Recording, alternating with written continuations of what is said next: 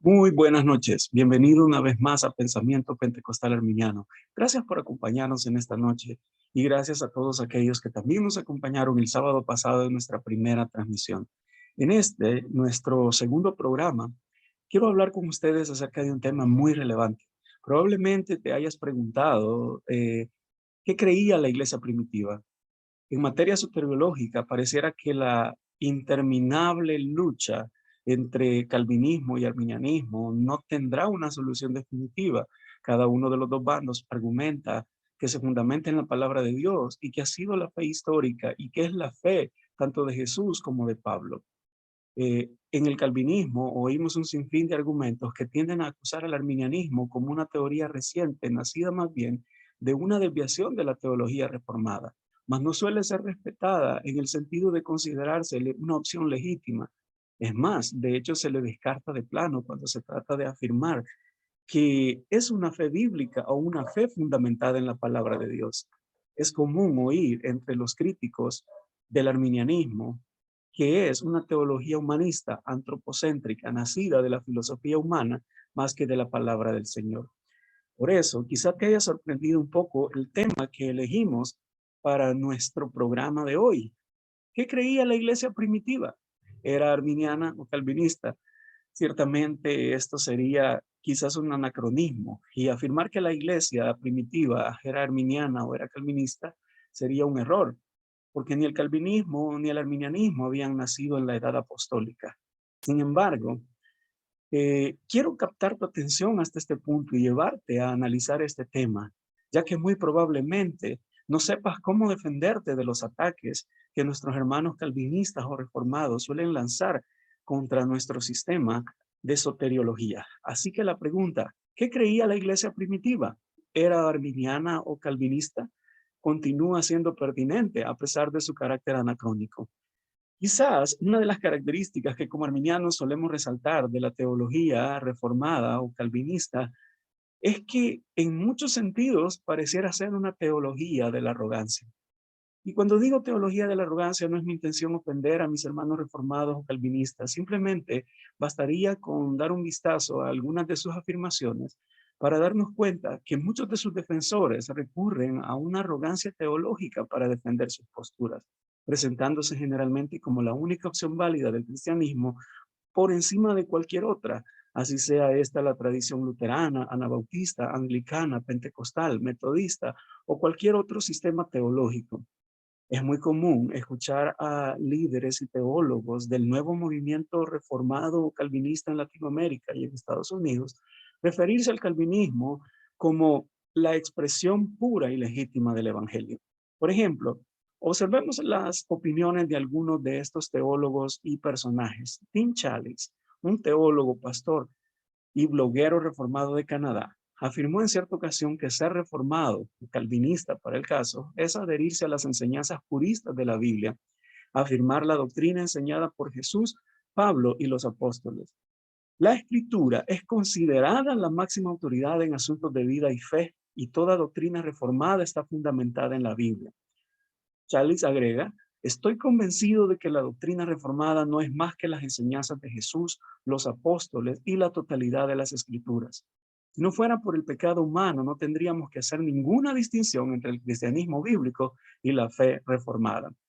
Quizá para muchos de nosotros que no pertenecemos a la tradición reformada, que no somos calvinistas, porque el término reformado de hecho puede tener varias implicaciones, la verdad que no deja de sorprendernos la arrogancia de esto, porque prácticamente está diciendo que cristianismo bíblico y calvinismo o fe reformada son la misma cosa, cuando cualquiera podría ver que esta afirmación no pasa de ser una mera presunción arrogante.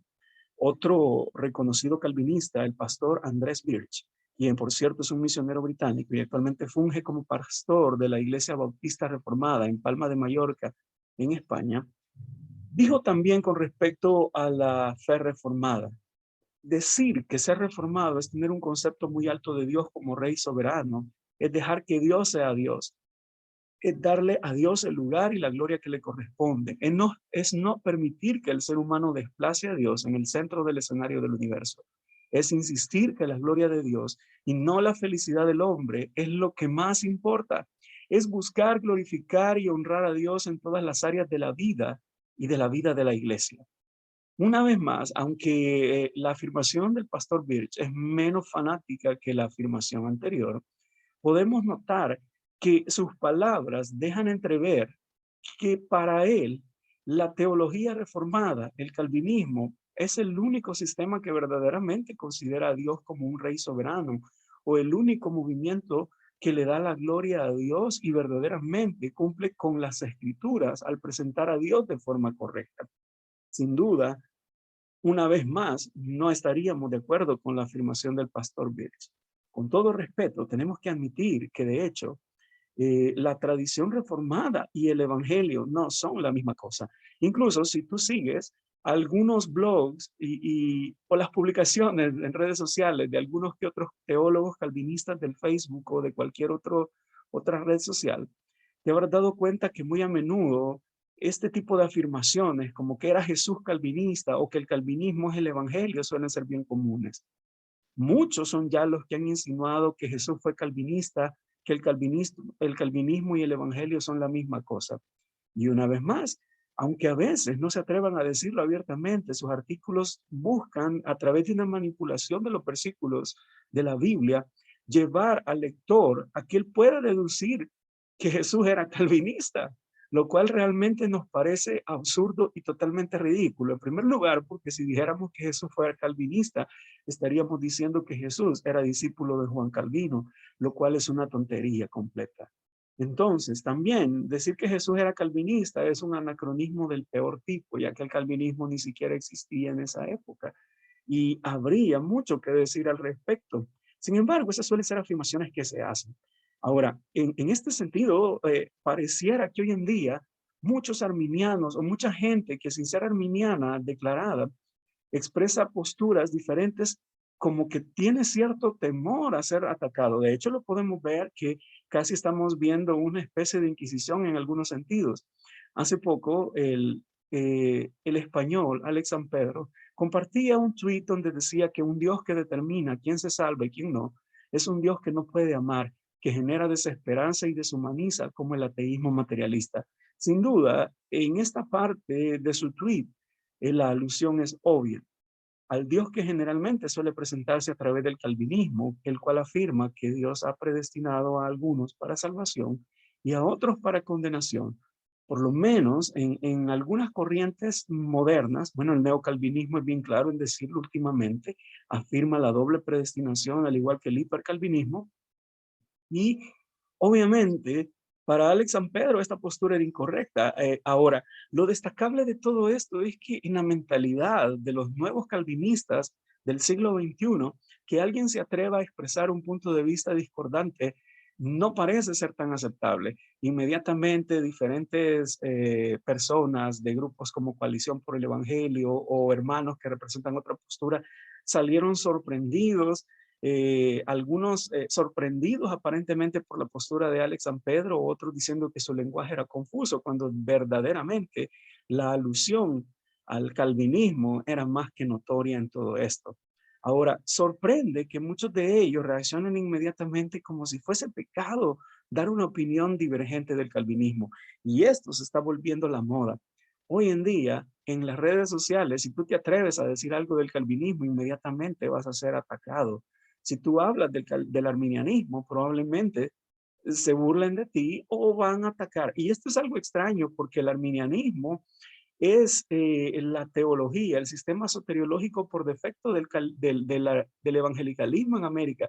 La mayoría de evangélicos son arminianos y sin embargo pareciera que hemos sido intimidados por una minoría calvinista que nos ha metido en la cabeza diferentes ideas y a la cual tememos dar nuestras opiniones. Y lo digo, muchas veces tememos dar las opiniones porque sentimos que no estamos preparados para dar una respuesta. Y hasta cierto punto, como lo dije también en mi anterior video, a veces pareciera que nos avergonzáramos de nuestra fe arminiana y que desconocemos las bases y fundamentos de lo mismo. Otras veces, incluso ni siquiera estamos seguros si somos arminianos o no, lo cual de por sí es algo lamentable. Y no se trata de tomar partido en una lucha, se trata de sentar la posición que la palabra de Dios dice al respecto, porque dos puntos diametralmente opuestos, no pueden ser ambos verdad al mismo tiempo. Alguno de ellos tiene que estar en lo correcto y otro debe estar equivocado. Lastimosamente se ha puesto de moda el presionar a aquel que piensa diferente para que no exprese sus opiniones o hacer que aquellos que defendemos el arminianismo nos sintamos avergonzados. Al parecer la política de Joseph Goebbels se ha vuelto una realidad dentro del calvinismo, ya que cuando se repite una mentira con suficiente frecuencia, se convierte en verdad, decía Goebbels. Y esto es una triste realidad al hablar del calvinismo. Y no es que esté comparando a Calvino con los nazis, simplemente estoy diciendo que la misma política de repetir una mentira contra el arminianismo hasta que la gente se la crea, incluso los mismos arminianos, parece ser la moda dentro del evangelicalismo latinoamericano, donde el calvinismo, a pesar de ser una minoría, a través de esa invasión de redes sociales, de medios de comunicación y a través de la literatura que tan profusamente se esparce por América Latina, y hay que decir, para vergüenza de nosotros los arminianos, que muchas veces no somos selectivos en la calidad de la literatura que nosotros llevamos a disposición de nuestras iglesias. Y muchas veces nosotros estamos dando gota a gota veneno teológico en nuestras congregaciones, compartiendo puntos de vista que están equivocados, pero que por no revisar, y no me refiero específicamente al calvinismo, me refiero a que muchas veces no tenemos un criterio justo ni correcto para medir o evaluar la literatura que entra dentro de nuestras iglesias, dentro de nuestras congregaciones. Al punto ahora que luego de repetir una mentira y luego de leerla en libros y verla invadiendo nuestras redes sociales, terminamos creyéndola. ¿Qué mentiras nos hemos creído los arminianos? Bueno, quizás hayas oído alguno de los eslóganes calvinistas muy frecuentes en redes sociales. Ya vimos con respecto a los blogs que compartí al principio, las imágenes de unos blogs calvinistas donde decían que Jesús era calvinista. Otros dicen que el calvinismo es el evangelio. He oído tantas veces la afirmación de que Pablo era calvinista y el típico ser reformado es ser bíblico, o que solo el calvinismo da verdaderamente la gloria a Dios, o que solo el calvinismo defiende la soberanía de Dios. A menudo se dice que el arminianismo es una herejía, que el arminianismo es antropocéntrico, que el arminianismo es humanista y el ya gastado eslogan de que los arminianos son pelagianos o semipelagianos. Y esta es solamente una pequeña muestra de los eslóganes que a menudo se repiten como una mentira, pero una mentira que de tanto repetirse mucha gente se la ha creído, creyendo, al igual que los calvinistas, que el calvinismo es la expresión más pura del evangelio, cuando si acudiéramos a las fuentes patrísticas e incluso de hecho, o por encima de todo a la misma Biblia, quizás nos llevaríamos una sorpresa. Entonces, respondiendo a la pregunta, ¿ser reformado realmente es ser bíblico? Bueno, hay algo que decir al respecto. ¿Realmente el calvinismo procede de la Biblia y nada más que la Biblia como lo afirma?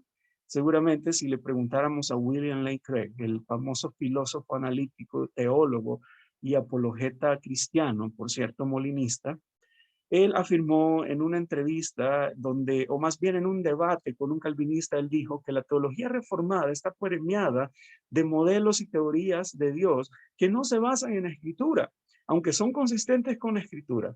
Y quien piense que la dogmática reformada se lee simplemente de la escritura, no conoce la historia de la teología reformada. Para creer, un no calvinista, un molinista, un filósofo, un teólogo y pensador, está claro que aunque el calvinismo lleve una vestidura puramente bíblica o afirme el principio de la sola escritura, en la práctica realmente el calvinismo tiene presupuestos, teorías y modelos que no proceden de las escrituras, aunque sean coherentes con ella, porque podría un sistema ser coherente con la Biblia y sin embargo no ser bíblico en todo el sentido de la palabra.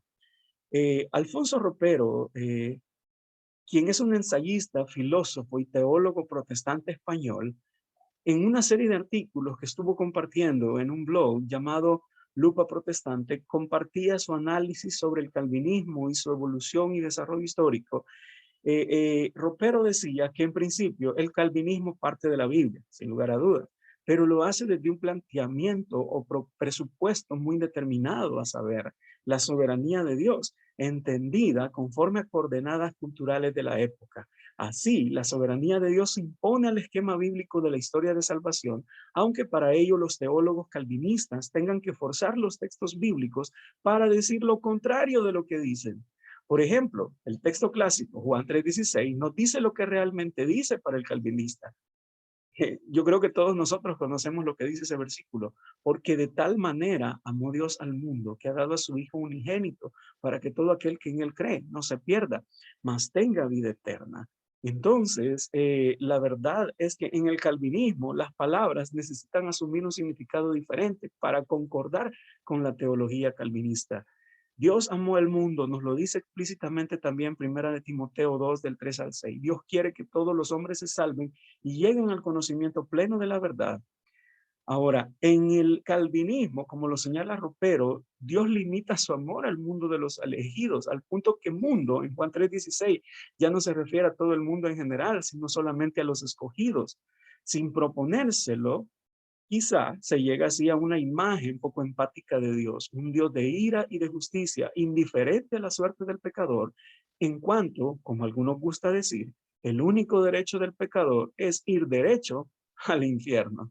Y pareciera triste, pero versículos tan claros y tan contundentes donde se nos dice que Dios ha amado a todo el mundo, en el calvinismo no tiene sentido. Y es ahí donde podemos deducir y ver que el calvinismo, aunque parte de la Biblia para justificar su postura, al final termina traicionando el texto, dándole una interpretación diferente. Como amantes de la palabra, como estudiosos de la palabra, debemos de entender que el hecho de que un sistema proclame que es totalmente bíblico no significa que realmente lo sea, o que todos sus planteamientos o presupuestos provengan de la Biblia. Muchos de ellos tienen más de filosófico que de bíblico, o son esclavos de su época. Y de hecho, el calvinismo continúa siendo presa del contexto histórico en el que surgió. Ropero señala también que antes de Calvino ninguna persona se atrevió a enseñar públicamente la doble predestinación en el cristianismo. Y si bien es cierto que Agustín escribió en varias ocasiones en esa dirección, su pensamiento no terminó de fijarse en una postura cerrada y siempre evitó cualquier tipo de planteamiento que convirtiera a Dios en autor del pecado o responsable de una predestinación al mal. Por eso, cuando Agustín defiende la predestinación de los pecadores a la muerte eterna, en rigor no hace referencia a una predestinación en sentido estricto. Obviamente, para Ropero, quien ha dedicado mucho estudio al área histórica y al área filosófica, es evidente que el calvinismo continúa siendo un producto de su época y los presupuestos que tiene, las ideas preconcebidas, sobre todo en el área de la soberanía, son más bien presupuestos con respecto al gobierno tomados de su época, del siglo XVI y XVII. Ropero añade, como cualquier otro teólogo pensador, Juan Calvino parte de unos presupuestos que van a organizar y determinar el resultado de su recopilación de datos e interpretación de los mismos. Su concepto de soberanía procede más bien, entonces, del concepto de soberano y monarca de los reyes absolutistas de la Europa del siglo XVI y XVII. Por lo tanto, el concepto del calvinismo, de la soberanía de Dios, que es lo que regula o determina el resto de su teología, está viciado y continúa siendo esclavo de su época. Es más bien un concepto sacado de la realidad en que nace el calvinismo, más que de una interpretación de la Biblia entendida en su sentido natural. Esto podría sonar duro para nuestros hermanos reformados, pero tenemos que ser honestos. Todo movimiento religioso, en última instancia, termina siendo esclavo de su época. De hecho, no solamente arminianos, luteranos y otros más concuerdan en que el calvinismo sigue atado a viejos presupuestos y que por lo tanto su manera de interpretar la Biblia está viciada. Algunos calvinistas han llegado a la misma conclusión. Charles Spurgeon, quien para muchos es un heraldo del calvinismo, se dio cuenta de la tontería que era decir que un pecador tiene que ser regenerado antes de que pueda creer. Quiero decir que esta es una afirmación esencial dentro de la soteriología calvinista, en la cual, puesto que Dios, con su gracia irresistible y a través de la predestinación de sus escogidos, de esa elección incondicional, Él ya determinó quién va a salvarse y quién no. Por lo tanto, y teniendo en cuenta la doctrina de la depravación total, y que según ellos llega al extremo de que anula completamente el albedrío del hombre, para ellos Dios tiene primero que regenerar al hombre incluso antes de que éste tenga fe en Cristo. antes de que éste crea y se arrepienta, él es regenerado, lo cual es contrario a la visión que nos da la Biblia. Más a todos los que les recibieron, a los que creen en su nombre, nos dice la palabra, les dio potestad de ser hijos de Dios. En el calvinismo no, soy hijo de Dios y luego creo, porque ya soy hijo de Dios, nazco de nuevo antes de siquiera creer. En otras palabras, esto es como querer parir al niño sin haber quedado embarazada, ¿no? Para una mujer. Es totalmente absurdo el orden en el calvinismo. Y Charles Spurgeon, pese a ser calvinista, se dio cuenta de esto. Él dijo, si he de predicar fe en Cristo a un hombre regenerado, entonces el hombre, siendo regenerado, ya es salvo. Y es una cosa ridícula e innecesaria que yo le predique a Cristo y le inste a creer para ser salvo. Si él ya es salvo, puesto que ha sido regenerado, tengo que predicarle la fe solamente a los que ya la tienen. Eso es realmente absurdo. ¿No es esto como esperar que el hombre sea sano para luego traerle la medicina? Esto es predicar a Cristo, a los justos y no a los pecadores. Y eso es todo lo contrario a lo que dijo nuestro Señor Jesucristo, que Él no había venido a llamar a los justos, sino a los pecadores. En el calvinismo es al revés. Dios ya lo justificó y vamos y les predicamos solamente a esos, a aquellos que ya fueron justificados y regenerados, incluso antes de haber creído. Y esto es verdaderamente una grave distorsión de la soteriología bíblica, de la soteriología, de cuál es enseñada. Es una perversión del Ordo Salutis. Y sin embargo, esta es la creencia oficial en el calvinismo, que la regeneración precede a la fe. Ahora, realmente, si te has podido dar cuenta hasta ahora, esa presunción calvinista se derriba ante la evidencia. Y el hecho de decir que ser reformado es ser bíblico no pasa de ser más que un cliché, un eslogan pasado de moda y sin sentido. Tendríamos que acudir a más fuentes para esto. Ahora, quiero que consideres lo siguiente. Que a menudo, como dije, a nosotros los arminianos nos dicen herejes, antropocéntricos, humanistas, pelagianos o semispelagianos. De hecho, en el sínodo de Dort, el arminianismo fue declarado una herejía por los calvinistas. Sin embargo, ¿debería esto importarnos? Lo dudo. Que el calvinismo nos considere una herejía, como lo hizo el sínodo de Dort, es realmente irrelevante, ya que lo que nos define no es la opinión de los calvinistas, sino nuestro apego a las escrituras. Ahora bien, esto no debería de angustiarnos tampoco por el hecho de que los mismos calvinistas fueron declarados herejes desde Trento por el catolicismo. Y no solamente por la Iglesia Católica. A principios del siglo XVII, la Iglesia Ortodoxa Oriental realizó una reunión sinodal en Jerusalén. Y en ese concilio, para sorpresa de nuestros hermanos calvinistas, el calvinismo fue formalmente repudiado a través de la Confesión de Dositeo, que fue compuesta por Dositeo, quien en ese tiempo era el patriarca de Jerusalén. Por lo tanto, para la ortodoxia, el calvinismo no es ni siquiera una opción teológica. Muy a menudo, Arminio, como podrás ver cómicamente en esa imagen, suele ser convicto, acusado y condenado de herejía, cuando la verdad es que el arminianismo podría devolverle esa acusación al calvinismo, pues tanto por católicos como por ortodoxos ha sido acusado o declarado herejía. Creo que nosotros los arminianos no nos atreveríamos a llamar herejes a nuestros hermanos calvinistas a pesar de nuestras diferencias. Sin embargo, católicos y ortodoxos lo han declarado como tal. Y ciertamente, si a ellos no les importa que se les haya acusado de esto, te pregunto, ¿por qué debería importarnos a nosotros que nuestros hermanos calvinistas nos tilden de herejes o nos acusen de herejía? Lo importante es lo que dice la palabra del Señor, pero también tenemos una evidencia que termina fortaleciendo aún más nuestra postura arminiana.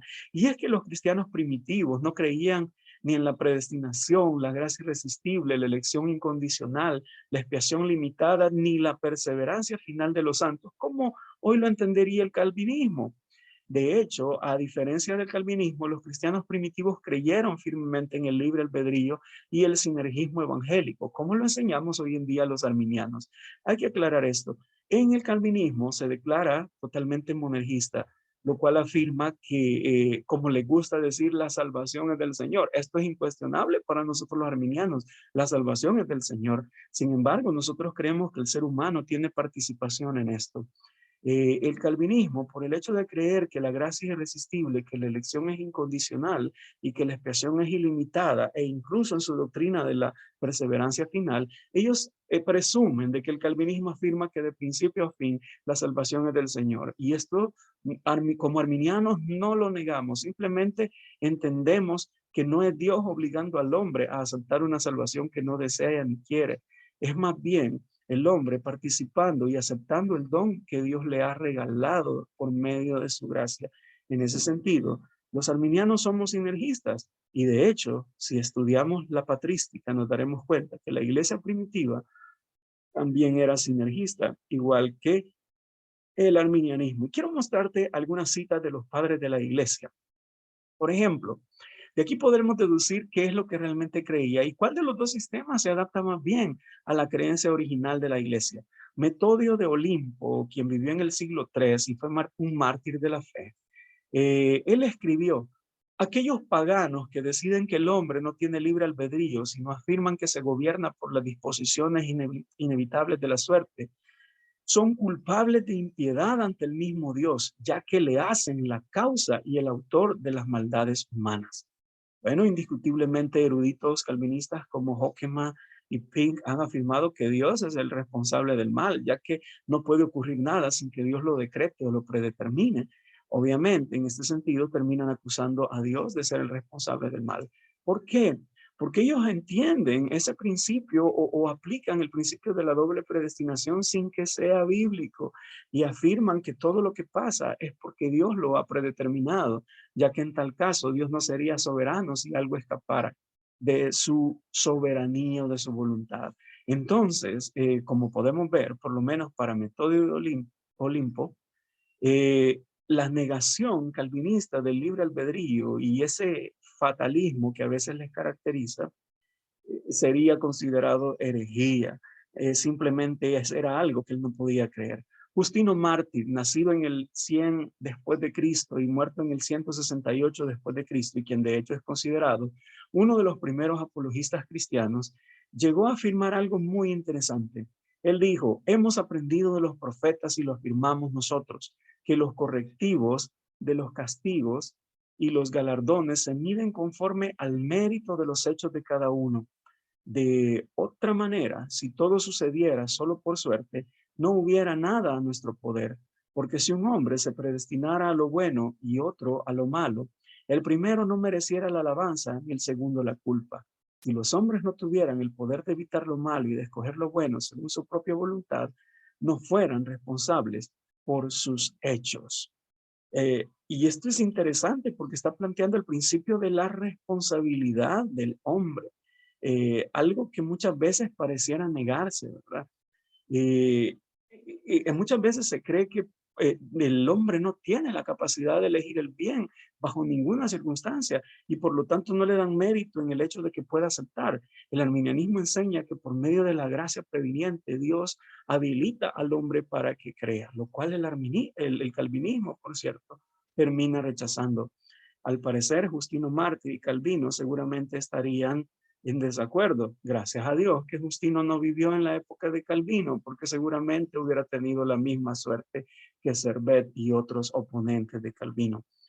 En otra de las obras antiguas, una muy popular, la Didache o Didache, quien para algunos fue compuesta en una época posterior al año 160 después de Cristo, y que de hecho es uno de los escritos no canónicos más antiguos y que se considera parte de los escritos apostólicos, se dice: vigilad sobre esta vida, no se apaguen vuestras linternas, ni se desciñan vuestros lomos, y no estad preparados, porque no sabéis la hora en que va a venir el Señor.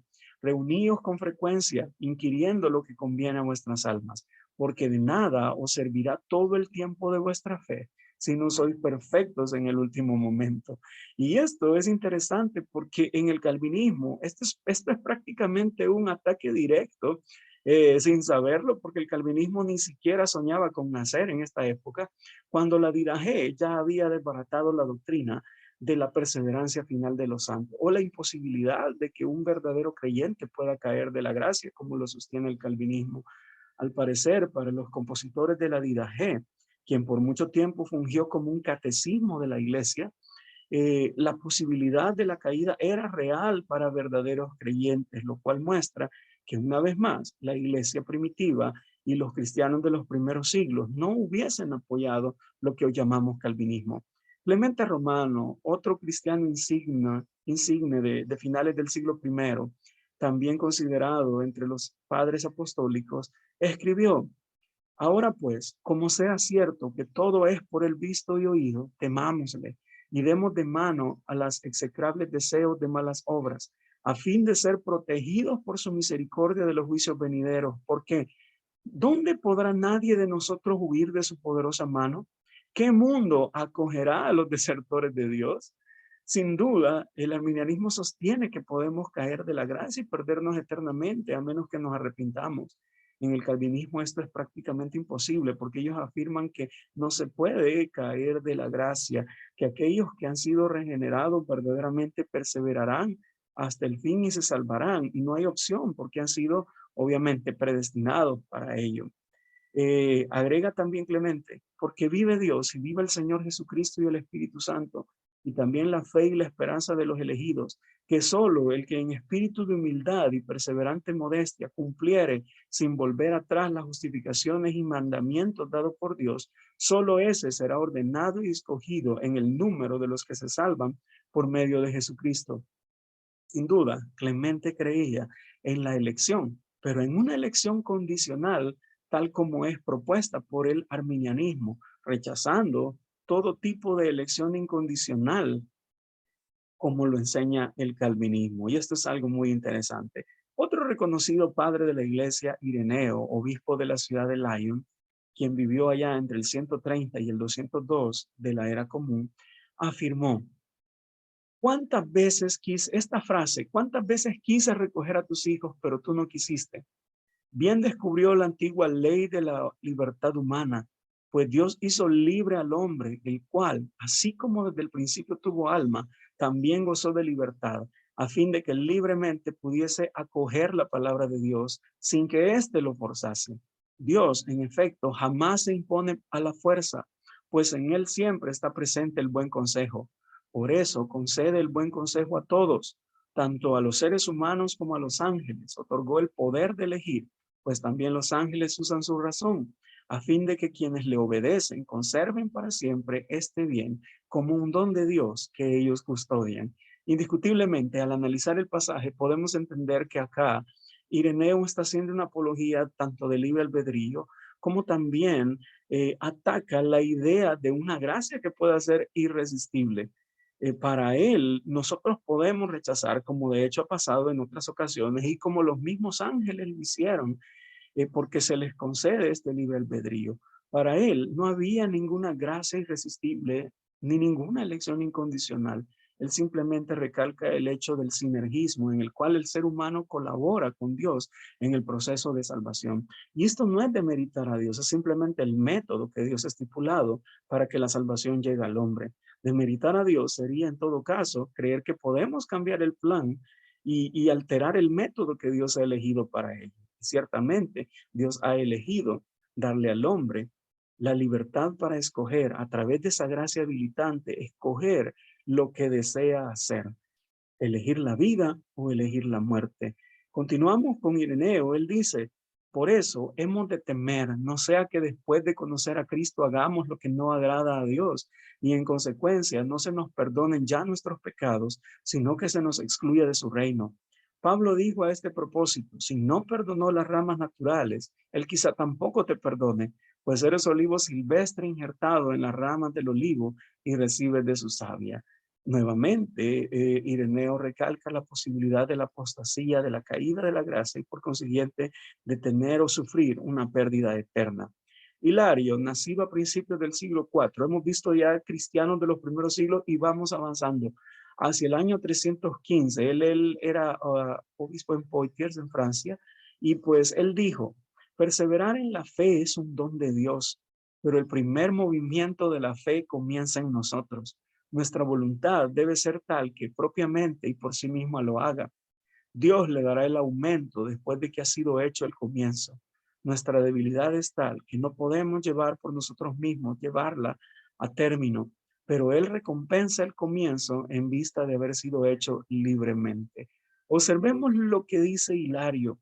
Para él, otra vez, todo este proceso de salvación es un sinergismo en el cual Dios da el regalo, pero nosotros decidimos tomarlo, cierto. Dios nos ayuda a perseverar en la fe con su gracia y también nos habilita por su gracia para que podamos recibir el regalo, pero Dios no nos va a forzar a tomar ese regalo. Él nos ha dado libertad para escoger por nosotros mismos si queremos este regalo o lo rechazamos. Entonces, en este sentido, el monergismo es rechazado por los padres de la iglesia, los cuales claramente enseñaban el sinergismo evangélico propuesto por el arminianismo. Ahora bien, curiosamente, llegamos a otro personaje y podría la lista ser mucho más amplia de padres de la iglesia o de escritos patrísticos. Sin embargo, para ir concluyendo, citamos al mismo Agustín, a quien Calvino y sus seguidores frecuentemente citan en defensa de sus puntos de vista. De hecho, en muchos sentidos, como algunos dicen, Agustín fue el iniciador o el verdadero estructurador del sistema que hoy se llama calvinismo. Sin embargo, si acudimos a las fuentes, al mismo Agustín, él rechazaba la posición calvinista y declaraba que es el hombre por su propia elección quien pierde la gracia y se hace malvado. Él dijo, pero si alguien ya regenerado y justificado tendría por voluntad propia que recaer en su mala vida, ciertamente ese hombre no puede decir, yo no lo he recibido, porque él perdió la gracia que él recibió de Dios y por su propia libre elección se hizo malvado. Y aquí tenemos al gran Agustín de Hipona, héroe del calvinismo, en quien muchos hermanos reformados fundamentan su teología, aunque en teoría argumenten que se fundamenta en la Biblia, en realidad es un desarrollo de las ideas de Agustín y una interpretación particular de las escrituras. Entonces, el mismo Agustín, irónicamente, niega la base y la esencia misma del calvinismo, afirmando que hay libre albedrío, que el ser humano puede elegir y que de hecho una persona, un verdadero creyente, porque dice que ha sido regenerado y justificado, puede caer de la gracia y perderse. Y esto es algo sumamente interesante cuando vamos a la fuente. La pregunta entonces, la iglesia primitiva, ¿qué creía? ¿Qué punto de vista estaría más acorde con la mentalidad de la iglesia primitiva? ¿El arminianismo o el calvinismo? A este punto creo que la respuesta es bastante obvia.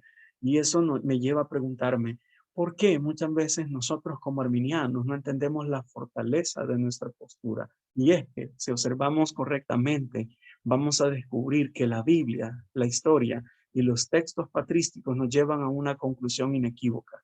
La doctrina calvinista no solo no fue creída por la iglesia primitiva, sino que fue explícitamente rechazada. Entonces, mi querido hermano, te pregunto, ¿por qué todavía te dejas intimidar cuando te dicen que el arminianismo es humanista, que el arminianismo es antropocéntrico, que el arminianismo es pelagianismo o semipelagianismo, al punto que nos satanizan y hacen que muchas veces nos avergoncemos de nuestra postura? Simplemente creo que no hemos ido a las fuentes, pero este es un desafío para ti, para mí, como arminianos que somos, de estudiar las fuentes, de estudiar un poco más y a profundidad las bases de nuestra fe arminiana y entender que realmente tenemos una doctrina sólida, fundada claramente en las escrituras y también con un apoyo patrístico bastante amplio. Así que cuando vuelvas a oír esos viejos eslóganes, que el calvinismo es el evangelio, que Jesús era calvinista, te invito a que te rías y con respeto le digas a nuestro hermano reformado, hermano, lo siento, pero te invito a estudiar un poco más las mismas bases de la fe cristiana, te invito a estudiar un poco más la teología patrística y sobre todo a estudiar las escrituras, quitándote de enfrente ese lente teológico, porque cuando te quitas ese lente teológico exclusivista, particularista del calvinismo, te das cuenta que una lectura natural del texto bíblico no enseña el calvinismo, sino todo lo contrario. No vamos a caer en el error de nuestros hermanos reformados, de algunos de ellos con más corte fanático, de decir que el arminianismo es el evangelio o que Jesús era arminiano. Eso sería ridículo. Sin embargo, queremos decirte y esperamos que esto te haya ayudado, que el ver las fuentes patrísticas te haya ayudado a ver que nuestra postura es sólida y que es una continuación o de esa misma teología que los padres de la iglesia, que los primeros cristianos también tenían. Mi hermano, no te avergüences de tu fe, compártela con valor, compártela sabiendo que tienes una fe, una soteriología fundamentada en la palabra de Dios y también en la teología patrística. Que el Señor les bendiga y gracias por habernos acompañado esta noche en esta transmisión de Pensamiento Pentecostal Arminiano. Será hasta la próxima semana. Que el Señor les bendiga. Muy buenas noches.